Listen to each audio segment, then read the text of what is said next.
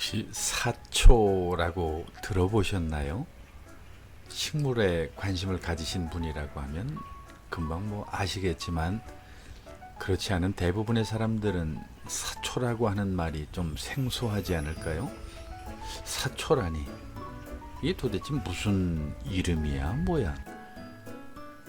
이런 모양으로 생긴 것인데요. 전국 어디서나 볼 수 있고 그 종류도 많기 때문에 제법 흔한 것 중에 하나죠. 집 주변에도 많이 있고요. 산책길 옆에 아주 많이 자생하는 군락지들이 좀 있더라고요. 알고 보면 이 사초라고 하는 게 잔디라고 하는 의미입니다. 그 사자가 그게 잔디 사자하고 풀초자니까요.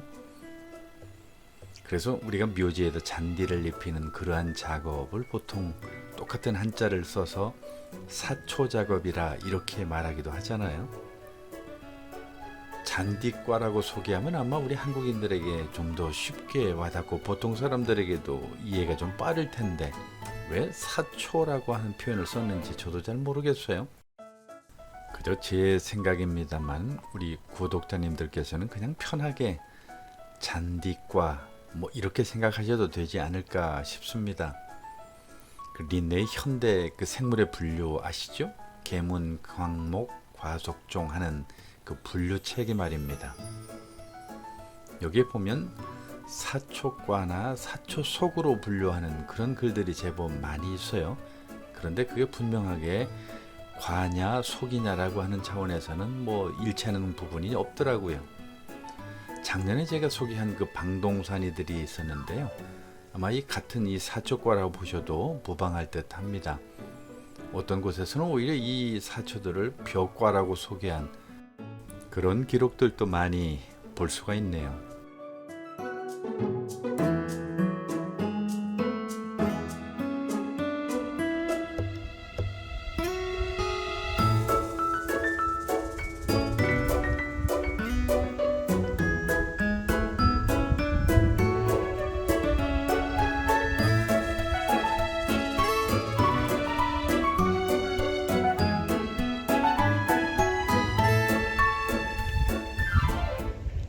그런데 가만히 이 사초에 속한 녀석들을 살펴보면 공통점이 좀 있습니다. 지금 보이시는 그냥 단순한 풀이 아니지요. 끝에 보면 이삭처럼 열매가 맺혀 있는 것 보이시나요? 모양은 조금씩 다르긴 하지만 이러한 열매들이 다 열린다라고 하는 그런 점이 공통점입니다.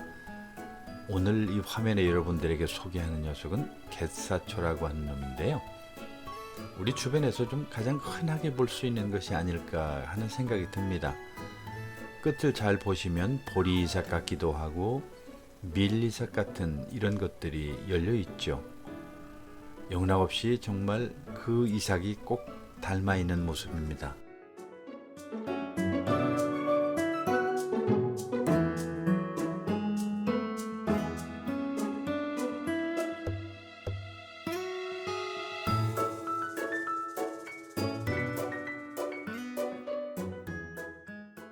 이 사초과 식물들은 주로 늪지라든지 습지에서 많이 볼 수 있는 게 일반적인 현상인데요.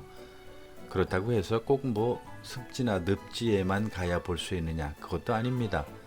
제가 찍은 이 영상은 제가 자주 오르는 그 동산의 초입 부분에 아주 많이 군락을 하고 있는 그런 현상이라서 제가 영상에 담아 봤는데요. 하기는 붓꽃 종류, 창포들이 물가에만 있는 것은 아니잖아요. 마찬가지로 이 사초 종류들의 식물들도 여전히 여기저기 많이 있는 것을 보게 되고요. 그리고 제가 찍은 이 영상은 자생한 것인지 아니면 누가 일부러 갖다 심은 것인지 그것은 제가 잘 모르겠습니다. 어쨌든 군락지가 좀 있기에 제가 소개할까 해서 영상에 담아봤습니다.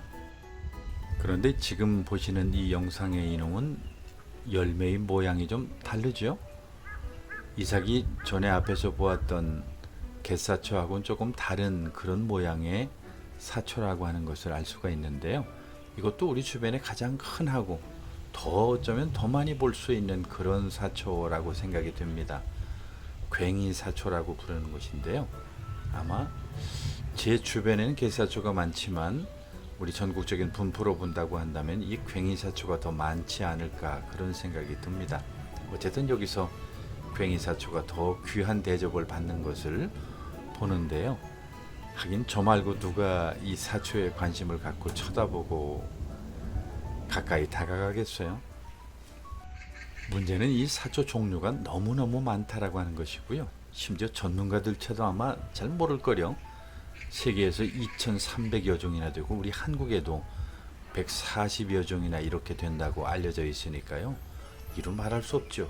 심지어 단일 속으로는 최대 규모라고 하는 그런 기록도 있는 것을 보면 이 사초의 종류를 다 안다라고 하는 것은 거의 불가능에 가깝지 않을까 싶기도 해요. 종 다양성이 가장 높은 곳은 북미나 동아시아 지역이 가장 높기 때문에 아무래도 우리 주변에서 많이 볼 수 있는 거고요. 사막기후 쪽에서는 아무래도 좀 적게 보이겠죠. 그냥 제 편한 생각이기는 합니다만 그 많은 종류 다 알고 기억하고 공부하고 이건 말이 안 되는 얘기고요. 그냥 쿨하게 우리 주변에서 많이 볼 수 있는, 특히 우리 국내에서 많이 자생하는 그런 몇몇 사초 정도나 눈에 담아 놓으시면 좋지 않을까 하는 생각이 들어요.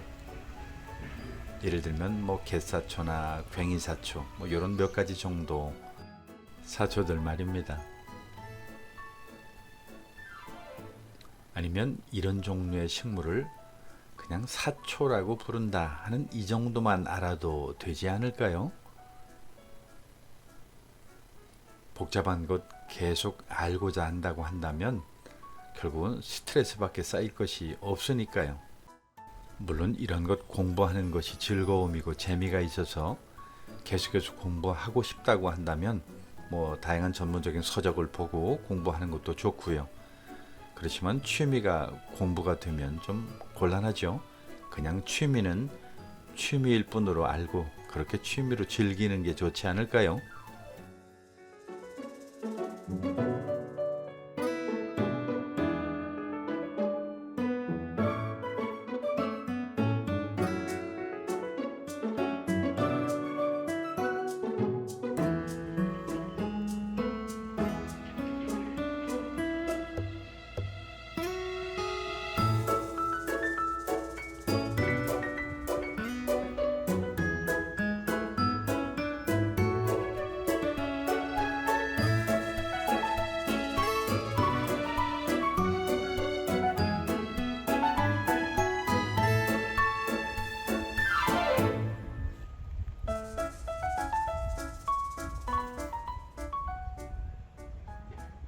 아무튼 이 사초는 우리 주변에서 흔하게 볼 수 있는 것이기도 하지만요.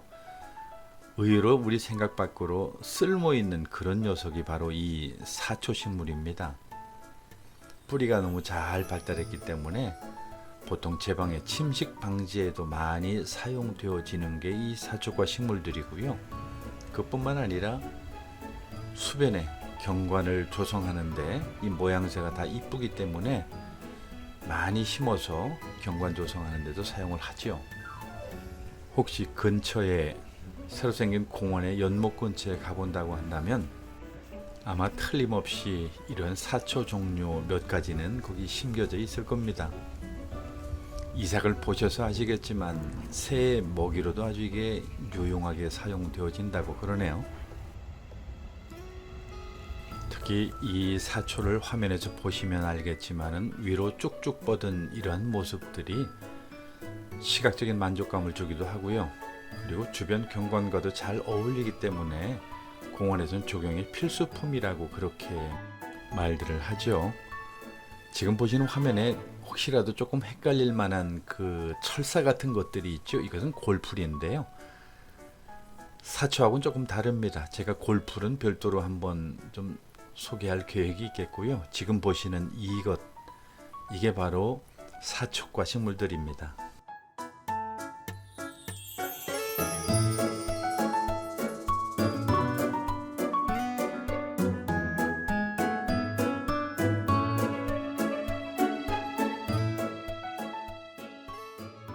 혹시 산책길에 사초과 식물들을 발견하시거들랑 그냥 지나치지 마시고 한번 다가가 보시기 바랍니다. 크게 아름다운 것은 없지만, 그리고 화려한 것은 없지만, 오늘 화면에서처럼 저렇게 잠자리가 앉아서 조용히 쉬고 있을지도 모르니까요.